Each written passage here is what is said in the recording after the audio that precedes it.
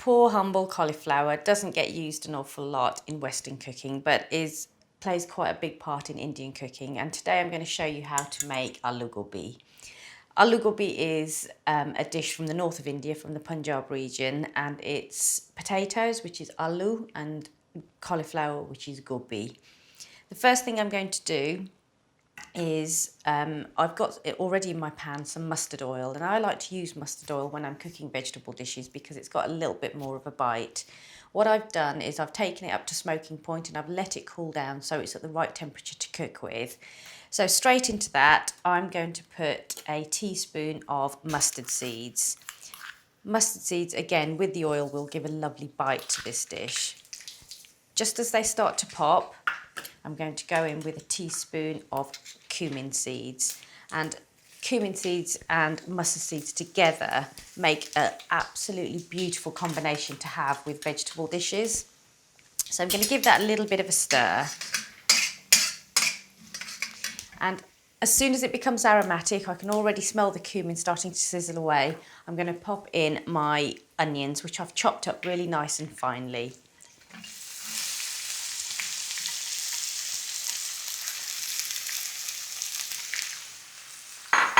I'm going to give that a stir through.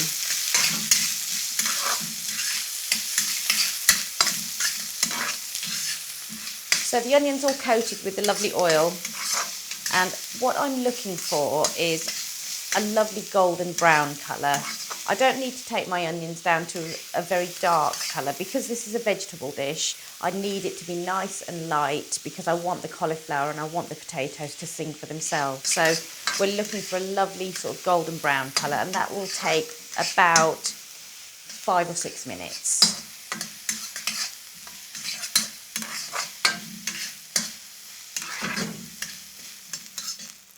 Once the onions are a lovely golden brown colour like this, I'm going to pop in a teaspoon of my garlic, which I've chopped up already. So I'm just going to sprinkle that in, and that's probably about a clove and a half actually I've put in, but that's fine. I'm just going to stir that through and just let that start to cook. After a minute or so, I'm then going to start to add my liquid in, and I'm going to put in half a tin of plum tomatoes. I always use plum tomatoes because they give a much nicer gravy, a much thicker gravy.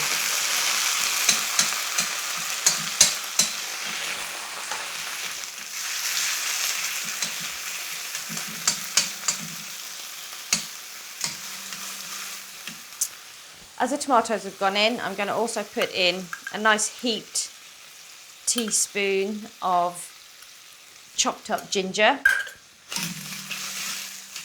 And now I'm going to start to add my spices into that.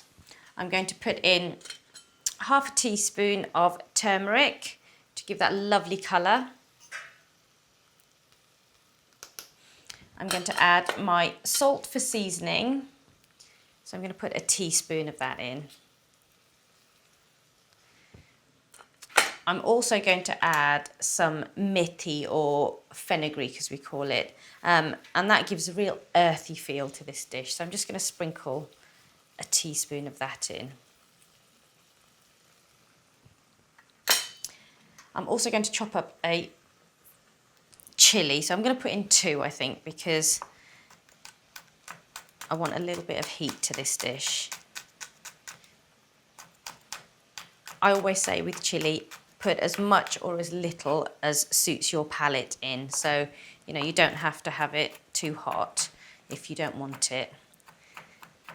There we go. Chop it up nice and finely, and then we'll just pop that in. What we're looking for now is we want all of those flavours to come together. We want the tomatoes to break down. We want the tomatoes and the onions to almost blend together to make a beautiful masala paste. I'm going to turn the heat up just a touch, and I'm going to use my spoon to break up the tomatoes so that I get a really sort of smooth, thick gravy.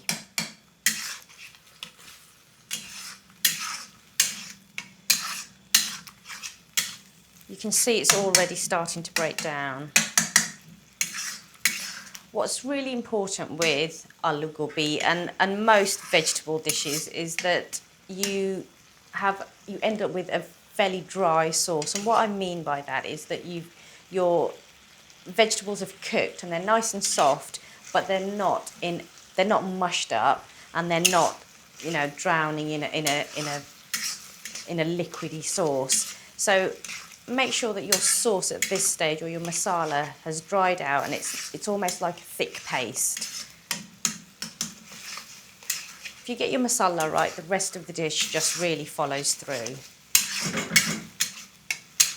I'm probably going to leave this to cook, and I'm going to continue to stir for about 2 or 3 minutes until it's nice and thick and rich.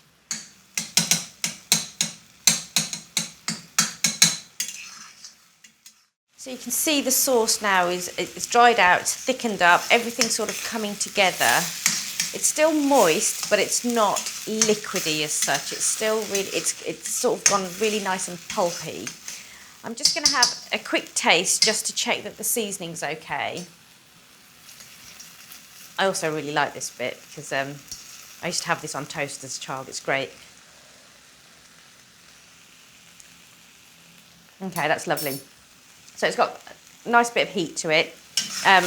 It feels like it's quite strongly seasoned, but that's fine because once we put the vegetables into that, then obviously that's going to reduce that. So that's just how it should taste. So into that, the first thing I'm going to do is I'm going to put in my potatoes. And what I've done already is I've peeled them and I've chopped them into similar size cubes as I've got for my cauliflower, because I want them to sort of cook at the same time. The potatoes take a little bit longer to cook, so I'm going to pop those in first. Oops. And I'm just almost stir frying them just to get them coated in the masala and just almost start that process of them softening off. Once they're all coated, I'm going to pop the lid on because I'm going to let them steam, and it probably take a good, I'd say 6 or 7 minutes to let those steam before I add the cauliflower in. So just give them a final stir. I'm just going to turn it down slightly as well. Don't worry, they won't stick to the bottom of the pan. Just pop your lid on and let them steam away for a few minutes. The potatoes have been cooking for about 7 or 8 minutes now, so I'm just going to have a quick check and see how they're getting on. Okay, they've softened up nicely, not too cooked because I want them to just be partially cooked before I add the cauliflower. So the cauliflower I've cut up into bite-sized chunks, and what you'll see I've also done is just those little tender leaves that are inside, I've chopped those up as well. You don't need to throw them away, they add quite a nice texture to the dish. So I'm just going to pop the cauliflower in, and I'm going to start to coat the cauliflower with that sauce as well. Okay, just pop all of that in there, and you just want to fold the cauliflower into the potatoes and the masala.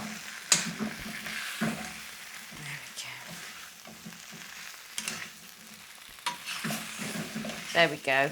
And once that's all coated, we're just going to pop the lid back on, and we're going to leave that to cook for about 20-25 minutes. You can have the cauliflower as crisp as you like. I don't like it too soft. I like it with so that it's still got a little bit of a bite to it.